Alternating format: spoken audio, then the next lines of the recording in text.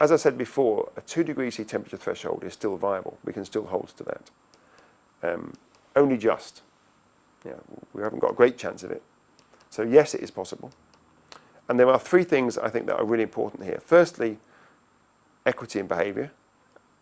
If we really look at the numbers, only a few % of the world's population are responsible for most of the emissions, and that will remain the case for the next few years. There's a lot we can do with technology, as well as the supply technology.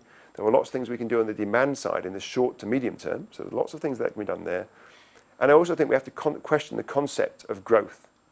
There's a belief that growth is a fundamental, sort of almost like a physical law of the planet. We have the laws of thermodynamics, and they've been here for at least 13 billion years. The current focus on growth, particularly the modern version of it, has only been here for a few decades. It's a human construct, and it probably will be very ephemeral. It will not last that long. At the moment, we are assuming that the current rules that we have for our economy are more important than the laws of physics. In the long run, I think the laws of physics will always win out over the rules of economics. So if we are serious about a 2 degrees C framing of climate change, and I'm talking here still now about only an outside chance of 2 degrees centigrade, we have to have very deep reductions in energy demand in the short term by those of us that are the high emitters, by those of us responsible for the lion's share of emissions.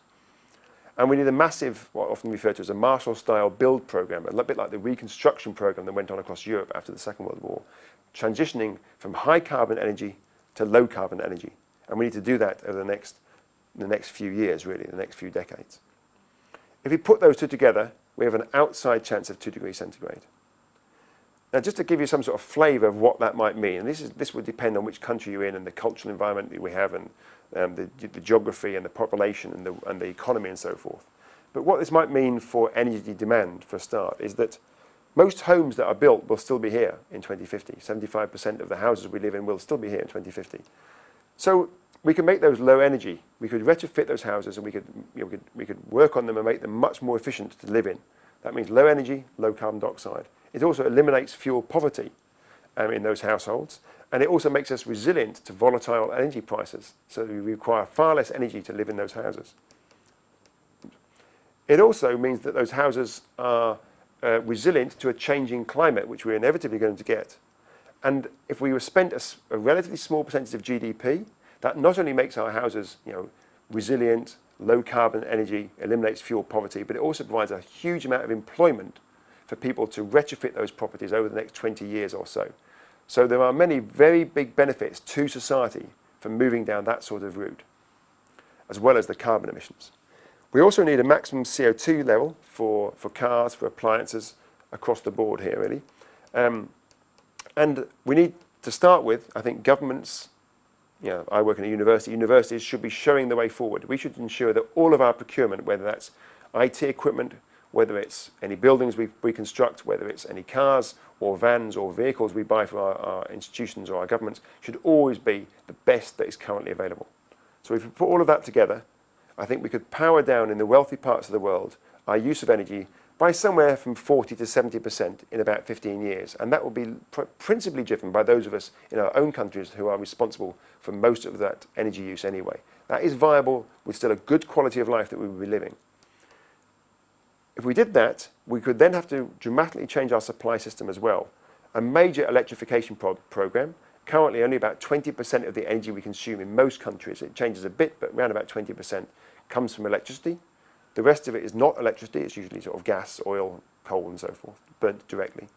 So a major electrification program, including transport, roll out smart grids, intelligent metering, community energy as well. We need to exploit the huge renewable potential that is out there in all countries around the globe, and each country will have its own preferred sort of renewable technology. So in the UK we have lots of wind and wave and tidal, but other parts of the world will be quite different, and do that sustainably as well. And I think it's interesting to look, even in the UK, not a country that's renowned for its sunlight, that if we had solar panels on the roofs, the southwest-facing roofs only, of just our domestic properties in the UK, we could provide about 1/3 of current electricity demand in the UK, so around about 100 terawatt hours, in a country that's not the sunniest in the world. And if we could look at indigenous biomass and biogas to help us with issues of intermittency and base load. But again, we have to be very careful that biomass is not always sustainable. Often it is not sustainable. So I think indigenous biomass is probably the right way to go there. And in terms of policy, Things like progressive metering tariffs, which mean the more you consume, the more you pay per unit. At the moment, for many countries of the world, the people who pay the most are the poorest per unit of energy.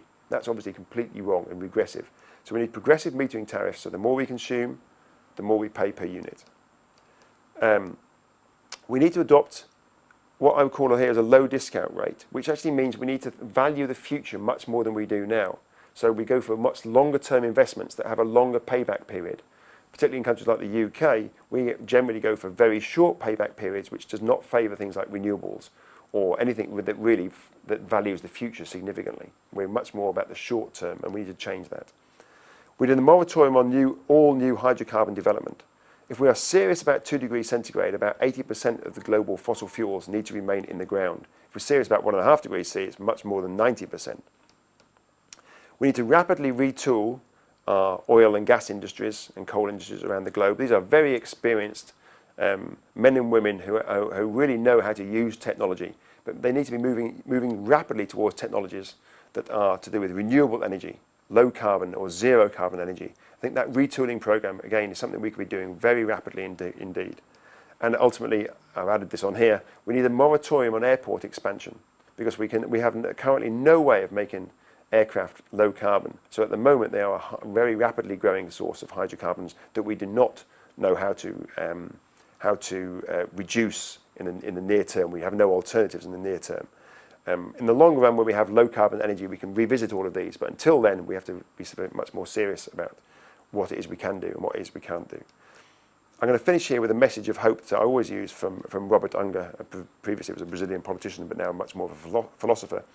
At every level, the greatest obstacle to transforming the world is that we lack the clarity and imagination to conceive that it could be different. Now, the future will definitely be different. It will be forced upon us by the climate because we've done nothing about climate change, and that will be disastrous. Or we can choose to be more controlled, have greater agency, and actually move to a low-carbon future. But either way, whether it's one where we're hit by the impacts or one where we have changed our energy system and how we live on this planet, either way, the future is radically different from the present. We have to have the imagination to think that through and the clarity to say, what do we need to do to deliver that?